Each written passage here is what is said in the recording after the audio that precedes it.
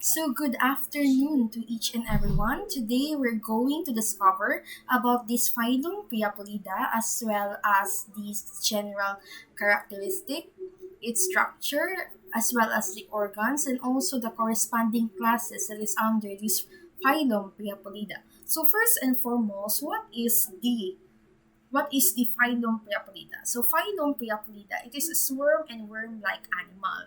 So they are also called to be exclusive marine and faunal species. So what do you mean of marine and faunal species? Kung sabi ni siya pa, kaning marine and faunal species, kay nagapuyo ni siya sa sea floor.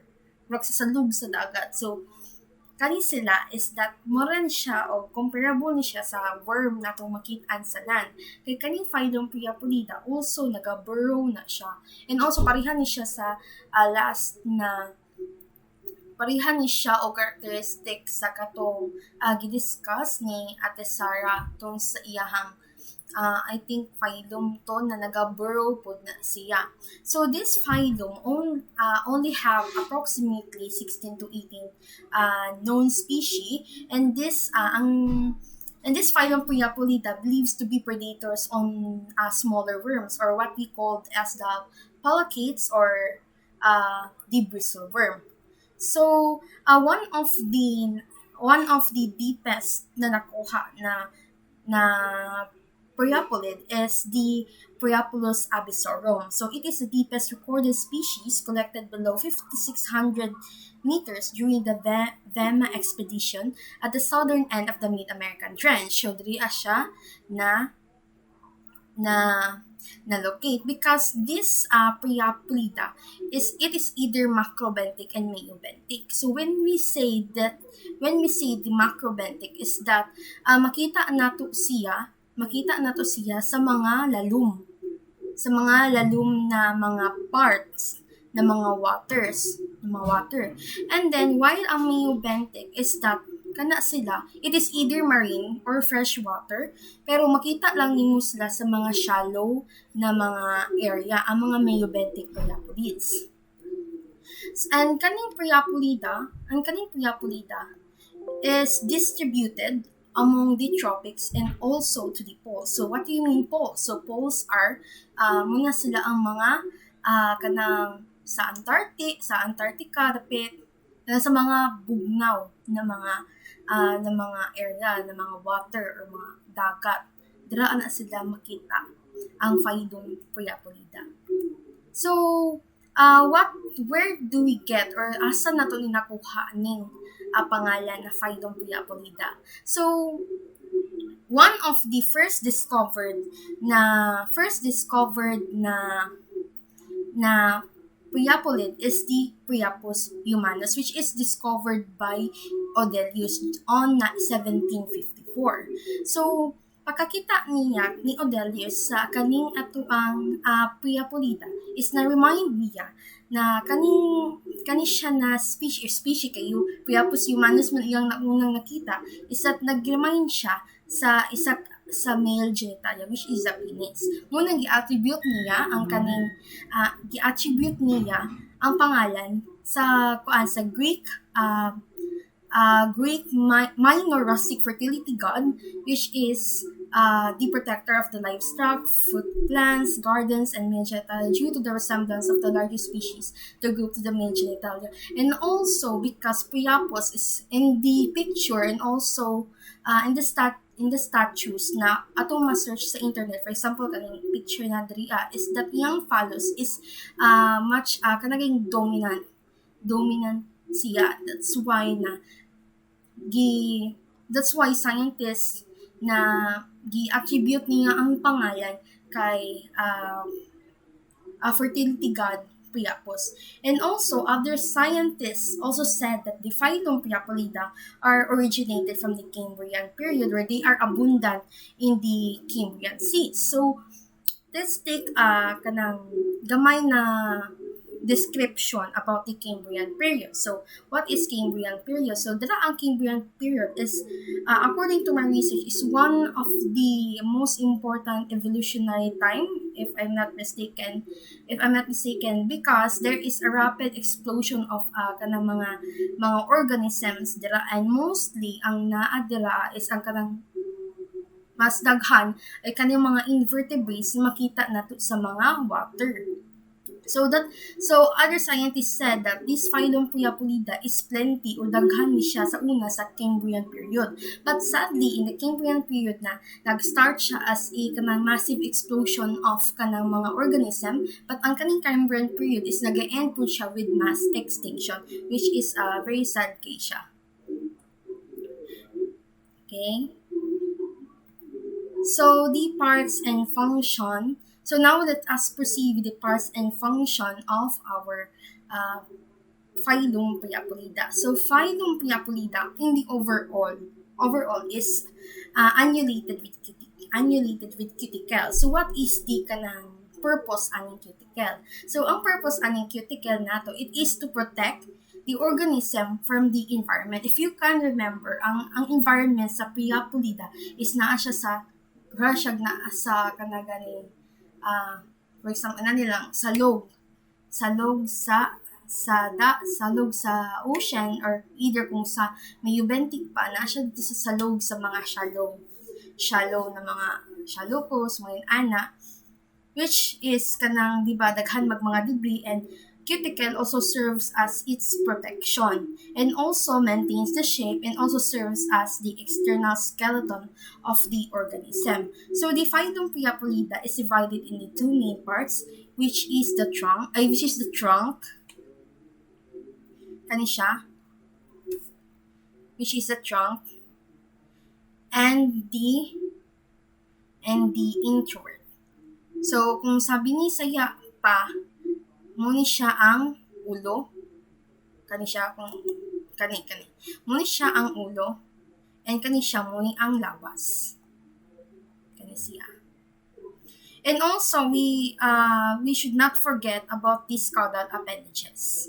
So kaning caudal appendages is either one or two, isa or duha, depende na siya sa species, and even naman po'y uban na mga organism na under sa kanina phylum na wala sila'y caudal appendages. And caudal appendages is like a tail. Kani siya. And also, according to the research, is that pero dili pa siya kanang na-prove, is that ang purpose daw aning caudal appendages is for the respiratory function, but kani siya is under observation or under pa siya sa study, and it is not conclusive yet. So next, we're going to scrutinize the introvert. So kaning introvert is responsible for feeding and locomotion. Ang kaning introvert, para makita nato, it is covered by the scallids and also the mouth. And then kaning scallids and teeth are involved in feeding and moving and also possess sensory function. And the morphology size of the feet and scallids along with their distribution patterns are important to distinguish between closely related species. Kay naman po'y uban lahi-lahi ang for example, lahi-lahi ang size sa scallid, lahi-lahi ang teeth, ngayon ana. And then scallid, it is very one of the organ na responsible for the locomotion of the organism. And also, scallids also have a kaniganing sensory function, which we will describe later on. So the exterior of the introvert is covered with spine-like scallids. So kani siya mo ni mga scallid arranged in a ring-like pattern, but eventually kani siya na pattern will be less kanang dili na siya ilhan pag abot sa iyahang adult form or katong mga bigger species. So the introvert, which is also can be called a prosoma has a mouth. Kani siya mo ni siya ang mouth on the interior end, which has a 5 spine arranged in the opening. So first, next is the trunk. So magkuan na punta diri sa trunk, kaning iyahang lawas. So if we describe the kanang appearance kaning siyang trunk, ato siyang ma-compare sa kanang sa washing machine, kanang tubo sa washing machine na agianan, rag kanang agianan sa na-drain tubig, mura siya ginana. And this annulation, kaning siyang line siya draa, is the reflection of the muscle band a reflection of the spacing of the circular muscle bundle and different cuticular structure na ma-found nato dira sa trunk, because ang trunk pod is naa siya na ay mga structure dira na some are function as a sensory function. So ang trunk is naga-differ ni siya sa ang structure sa trunk is naga-differ siya sa in every species. For example, kay Helichrystus spinolosus, which has scallid-like spines covering the whole body, and kay Priapulus and Maccabeus that's covered only the interior. So one of the, di ba, if we can remember sa kung ingon ganina na there are na mga structure na ma-found na to sa trunk. So one of which is a tubuli and the flosculi, which are the sensory structure na makita nato sa atoang trunk. So sa atong trunk. And then here in the posterior end of the trunk of the Priapulida often presents rings of spines and cuticular hooks. So now let's proceed on the nervous system of the Priapulans or the Priapulida. So the nervous system of the Priapulida consists of the circumenteric ring, which also serves as the brain, and an unpaired ventral longitudinal nerve cord terminating or naga-end siya dira sa caudal ganglion, which means it is a group of nerves. It is a group of nerves na responsible for movement, and also it is present in both on adult and larval stage.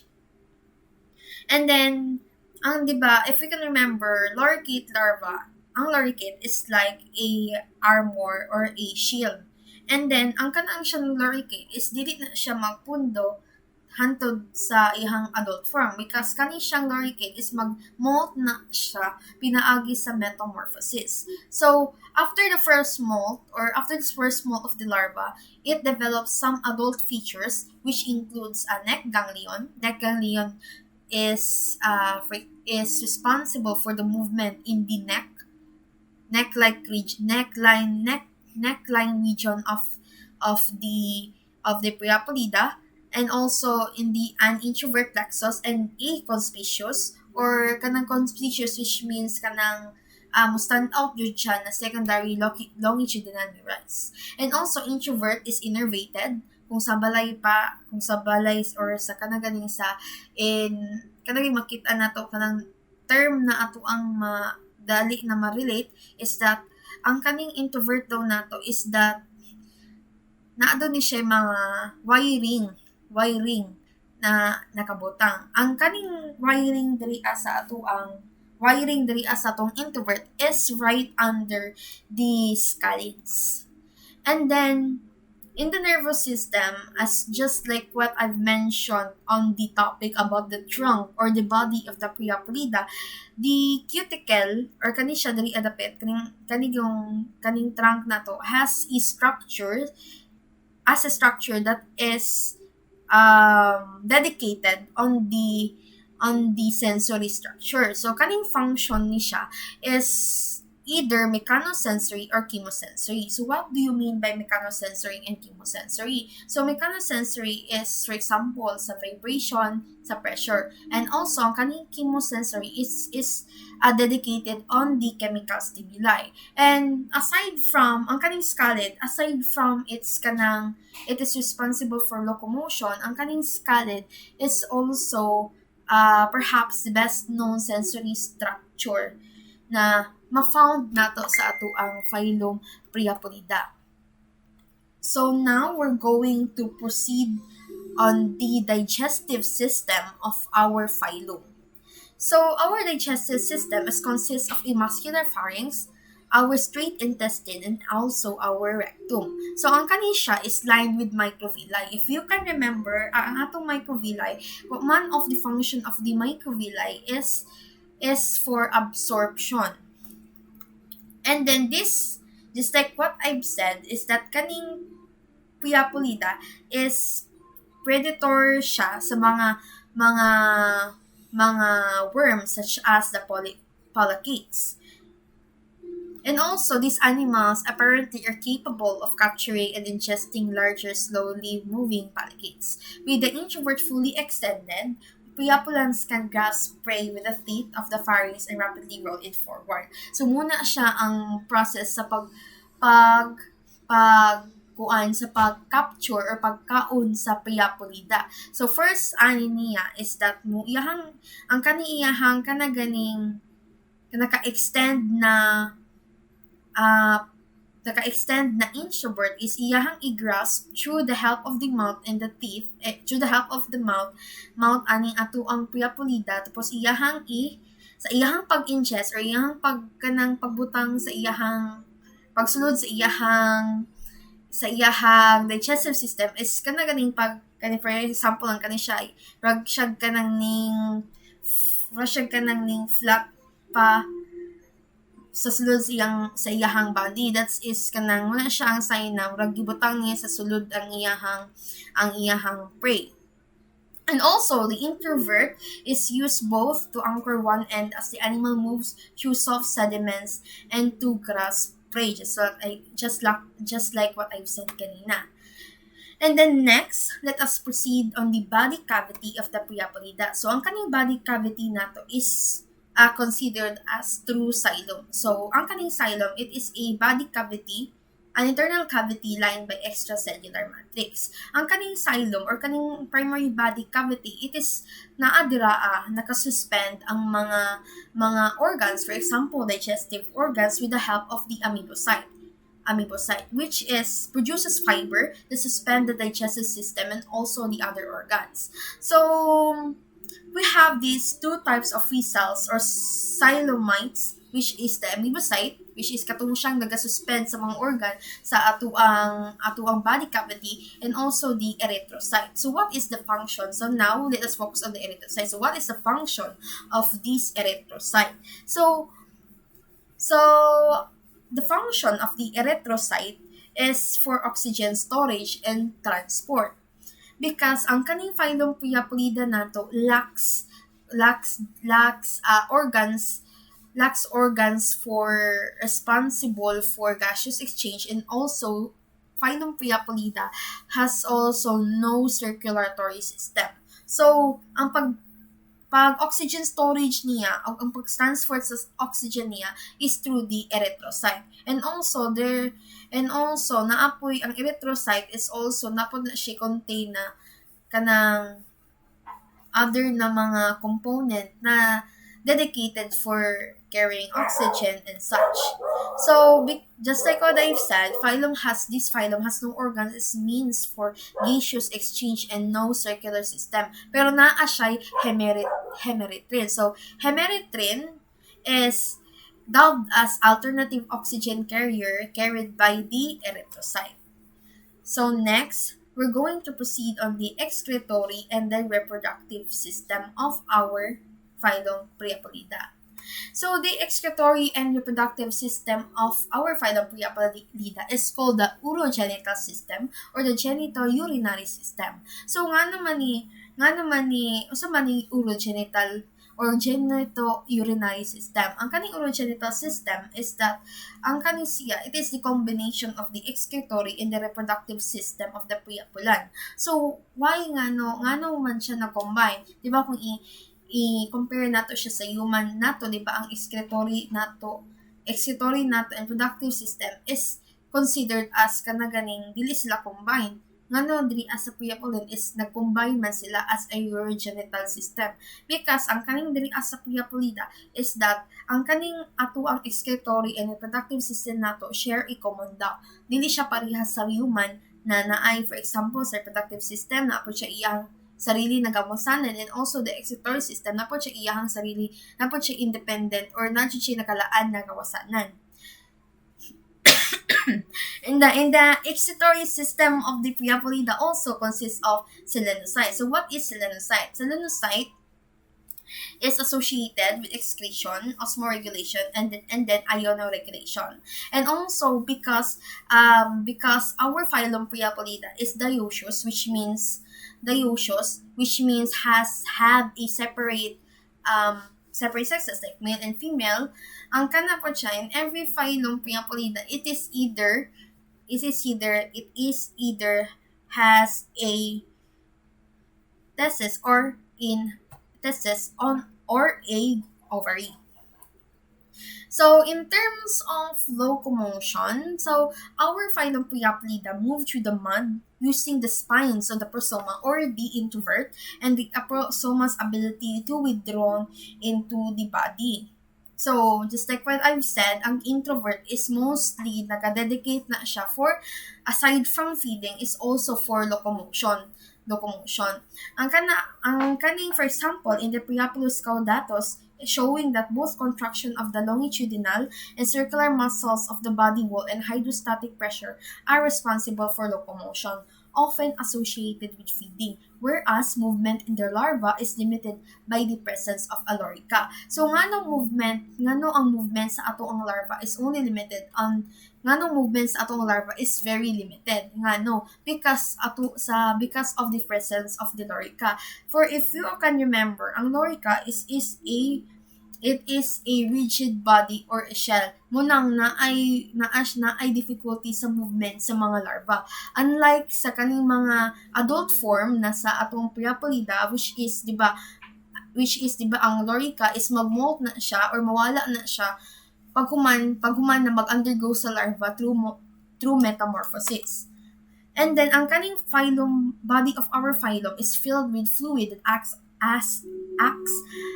as a hydrostatic skeleton as the body wall muscle contract. So what is hydrostatic skeleton? So hydrostatic skeleton is a skeleton formed by a fluid-filled compartment within the body called the xylem. So ang kaning pag-movement, especially dira as sa trunk or sa body sa atong phylum is that ang